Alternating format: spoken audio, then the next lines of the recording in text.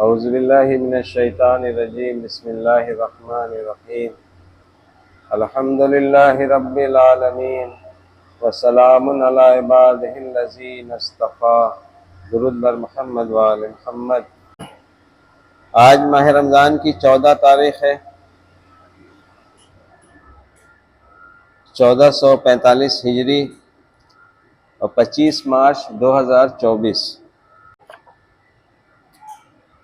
और जो गुफ्तगू हो रही है उसका उन्वान है कुरान निज़ामे ज़िंदगी कि कुरान क्या है। हम लोग दुआओं में पढ़ते हैं ये वो महीना है रमज़ान का कि अल्लाह ने जिसमें कुरान को नाजिल किया है और जो इंसानों के लिए हिदायत है, इंसानों के लिए हिदायत, हुदल लिन्नास। हिदायत यानी कि वो गाइड करता है। किस चीज़ की गाइड करता है? सिरात मुस्तकीम की गाइड करता है। सिरात मुस्तकीम वही रास्ता है जो अल्लाह का रास्ता है। जब अल्लाह ने आदम को खल्क किया, सबसे कहा कि जैसे ही मैं रूह फूंकूं तुम सब सिजदे में गिर जाना। सब ने सिजदा किया, इब्लीस ने सिजदा नहीं किया। तो इब्लीस ने उसका उज्र बयान किया कि तूने मुझे आग से पैदा किया, इसे मिट्टी से पैदा किया है।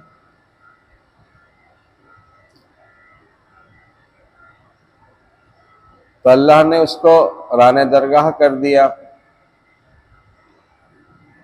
फिर उसने अल्लाह से बात की या रब्बी कह के कि मैं तेरे सिरात मुस्तकीम पर बैठूंगा और लोगों को गुमराह करूंगा। तो अल्लाह ने कहा कि जा, जो जो तेरी पैरवी करेगा तो उस समय सबको जहन्नम में डाल दूंगा। तो उसमें एक नुक्ता यह बयान किया था कि इब्लीस की पैरवी क्या है। इब्लीस अल्लाह को खालिक मानता था, अल्लाह को रब्बुल आलमीन मानता था, अल्लाह को राज़िक मानता था। इब्लीस ने अल्लाह के हुक्म की अताअत नहीं की। तो अब अल्लाह ताला ने यह कहा उससे कि जा, जो जो तेरी पैरवी करेगा। तो इब्लीस की पैरवी यही हुई कि अल्लाह के हुक्म की अताअत न की जाए। फिर जनाब आदम, जनाब हव्वा और इब्लीस सबको अल्लाह ने ज़मीन पे भेजा और ये कह के भेजा कि तुम सब यहाँ से नीचे उतर जाओ। अब जो मेरी तरफ से हिदायत जाएगी और उसकी जो पैरवी करेगा वो फला पाएगा, गमगीन नहीं होगा। आज हम 2024 में हैं, माह रमज़ान मुबारक की 14 तारीख़ है। बैठे बात कर रहे हैं। ये कुरान, ये महीना रमज़ान का वो महीना है जिसमें अल्लाह ने कुरान नाजिल किया और जो इंसानों के लिए हिदायत है। अब अल्लाह ने जो बात कही थी जनाब आदम, जनाब हव्वा और इब्लीस से कि तुम सब नीचे उतर जाओ और जब मेरी तरफ से जो हिदायत जाएगी जो उसकी पैरवी करेगा। तो ये कुरान हिदायत है इंसानों के लिए। और सूरह बनी इसराइल की 9 नंबर की आयत में है कि यकीनन ये कुरान वो राह दिखाता है जो बिल्कुल सीधी है और इसे मान के जो नेक अमल बजा लाए, अमल सालेह अंजाम दे, तो उन्हें ये बशारत देता है, खुशखबरी सुनाता है कुरान। तो ये कुरान मेरे लिए हिदायत है अल्लाह की तरफ से। तो हमें इसकी क्या करनी है? इसकी पैरवी करनी है। तो कुरान हमारे पास हिदायत बना के अल्लाह ने भेजा। रसूल अकरम सल्लल्लाहु अलैहि वसल्लम से पहले जो अंबिया और रसूलों का दौर गुजरा उन्हें भी अल्लाह ने किताबें भी दी, सहीफे भी दिए, जिसमें बनी इसराइल का तस्करा कुरान में सबसे ज्यादा मिलता है। जो कौम रसूलुल्लाह सल्लल्लाहु अलैहि वसल्लम से पहले गुजरी है उन सब में बनी इसराइल का तस्करा सबसे ज्यादा है। तो बनी इसराइल में अल्लाह ने मूसा को भेजा, मूसा अलैहिस्सलाम को, उनको किताब दी तौरात, और बनी इसराइल से उसका अहद लिया। जनाब मूसा की किताब तौरात से मुतमस्सिक रहेंगे। यानी कि जनाब मूसा ने जो अल्लाह का हुक्म उन्हें बताया था, सुनाया था, वो उसकी पैरवी करेंगे, इसका उन्होंने अहद किया था। लेकिन धीरे धीरे वक्त गुजरता गया, दौर बदलता गया, वो तालीम धीमी पड़ती गई। जनाब दाऊद का ज़माना आ गया, जनाब सुलेमान का ज़माना आ गया, जनाब ईसा का ज़माना आ गया। वो तफरका बनता गया, अलग अलग फिरका उसमें बनता गया, उसी बनी इसराइल में ही। उसकी वजह क्या थी? उसकी वजह सिर्फ और सिर्फ एक थी कि जनाब मूसा पे जो अल्लाह ने किताब नाजिल की थी, उसमें जो अहद लिया था, अहद बंदगी, उसको बनी इसराइल ने तोड़ दिया। तोड़ दिया था मतलब उससे रोगर्दानी कर दी थी, उसकी उनकी नज़र में कोई अहमियत नहीं थी। उसमें जो अल्लाह का हुक्म था उसमें था क्या?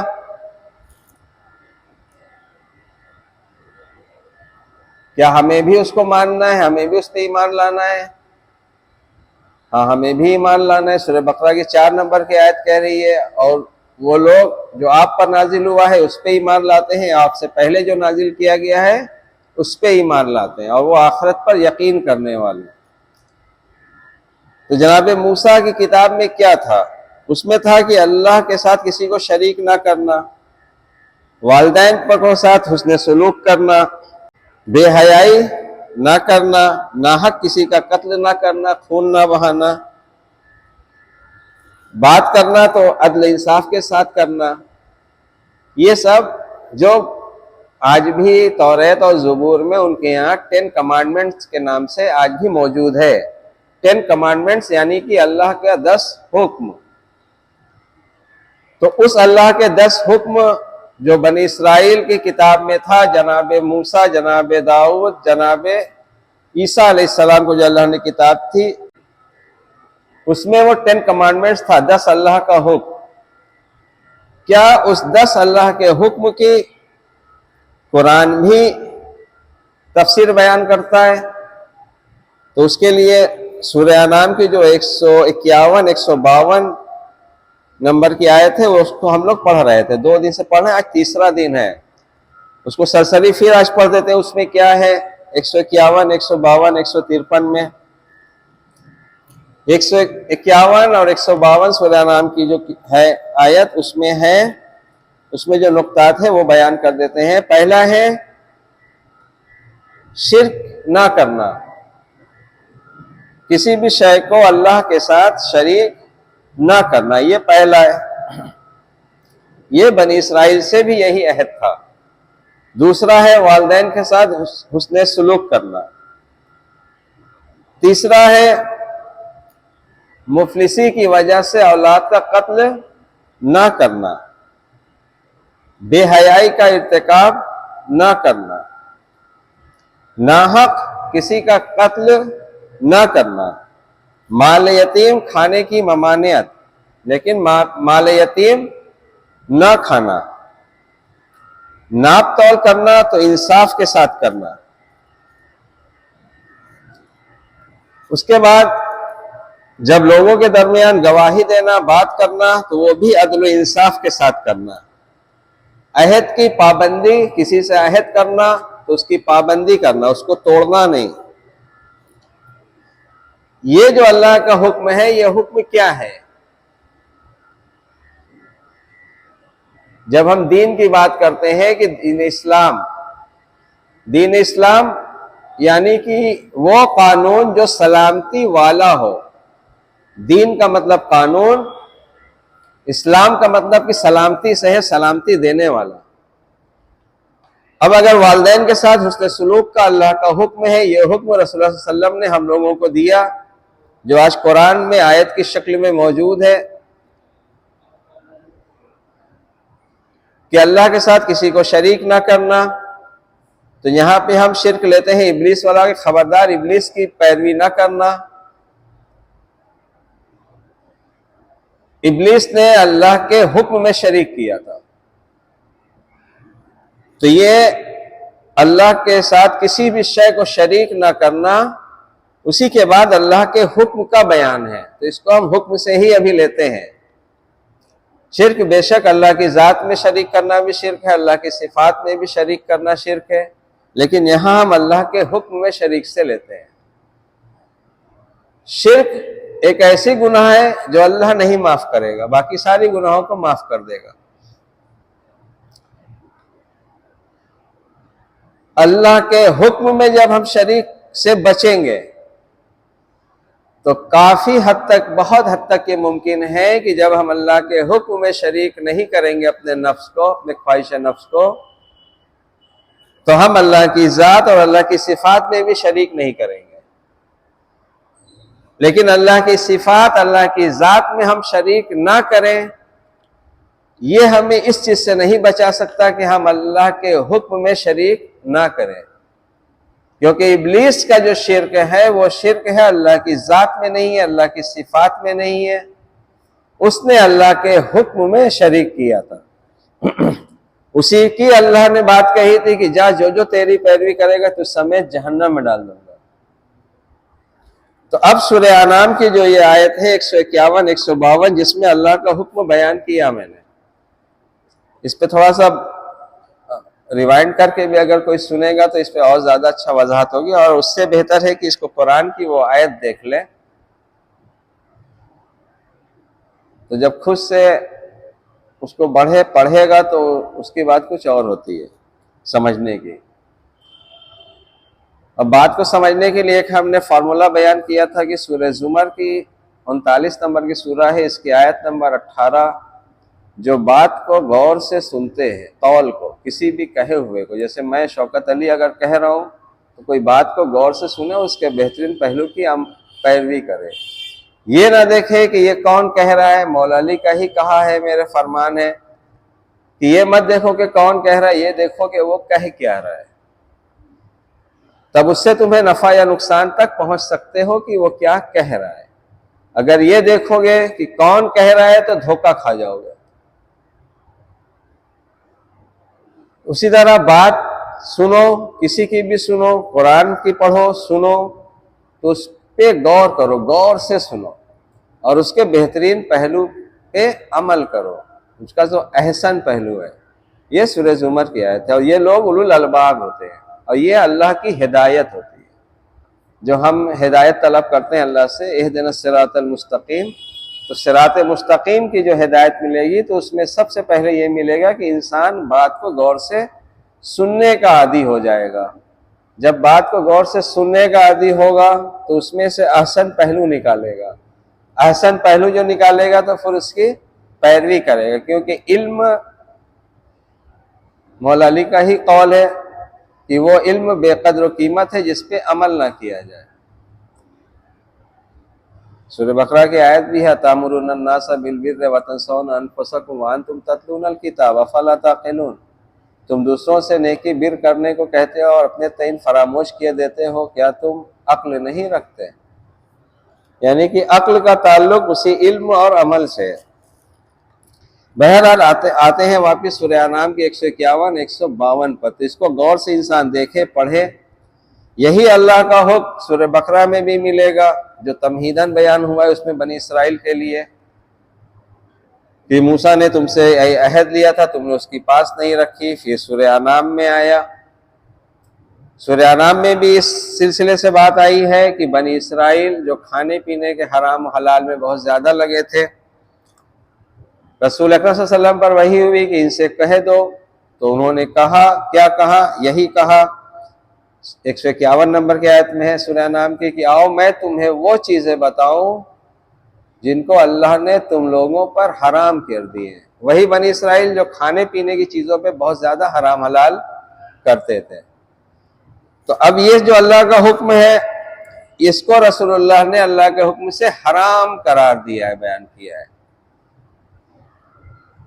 तो अब रसूल अकरम सल्लल्लाहु अलैहि वसल्लम की पैरवी हमें करना है या नहीं करना है? करना है। करना है तो वालिदैन के साथ हुस्न सलूक हराम है ना करना, तो हमें हुस्न सलूक करना है।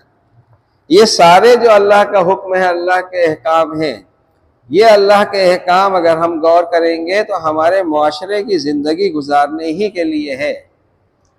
जैसे कुरान में है कि अल्लाह ने बहुत सी निशानियां हैं अल्लाह की, इसका मतलब क्या है? यानी कि अल्लाह पर ईमान लाने के लिए आप जहां से चाहें उस निशानी को देख के अल्लाह पे ईमान ला सकते हैं। अल्लाह ने कायनात में जितनी भी मौजूदात को खल्क किया है, जो हमें दिख रही है, नहीं दिख रही है, सबके लिए एक कानून बनाया है अल्लाह ने, और उसी कानून के मुताबिक सब अपनी अपनी ड्यूटी पर लगे हुए हैं। मसलन सूरज को अल्लाह ने पैदा किया तो एक कानून उसको दिया, उसी कानून के तहत वो काम में लगा है। चांद को अल्लाह ने पैदा किया तो उसको एक कानून के तहत बनाया है। ये सब कुरान की आयतें हैं। उसी तरह जिन चीजों को हम देख नहीं पाते हैं, जो हमारी इदराक से परे हैं, बाहर हैं, तो उन्हें भी अल्लाह ने पैदा किया, खल्क किया, तो उसको भी एक कानून के तहत उसका एक काम, उसकी ड्यूटी मुअय्यन की, तो वो अपनी ड्यूटी के तहत उस काम को अंजाम दे रहा है।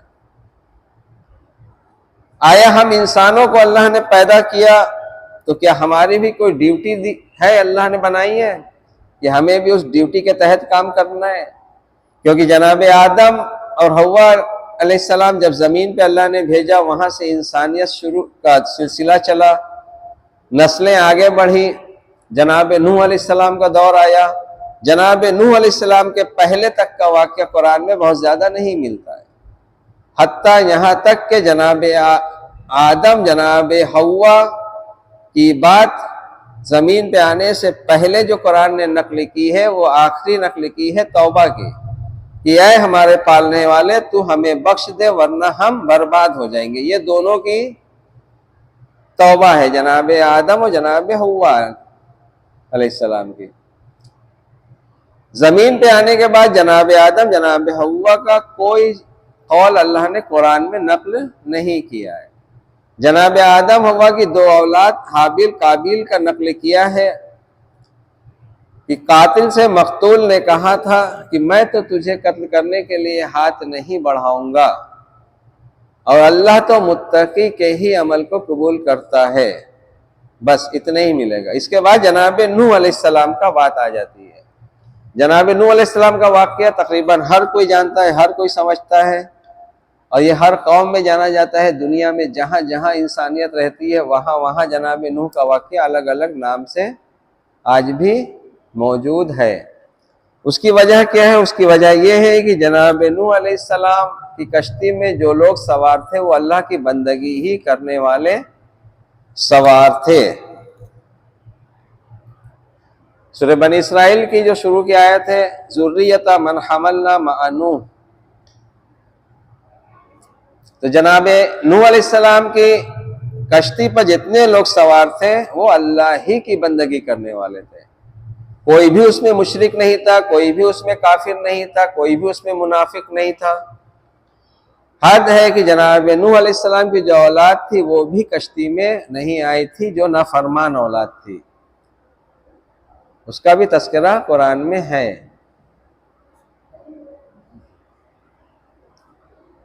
अब दुनिया में जितने लोग अभी आज मौजूद है, सब जनाब नूह की कश्ती पर जितने लोग सवार थे, उन्हीं की औलादों में से हैं। यानी कि वो सब अल्लाह की बंदगी ही करने वाले थे। अब कुरान में जो तस्करा मिलता है, जनाब नूह अलैहिस्सलाम से मिलेगा।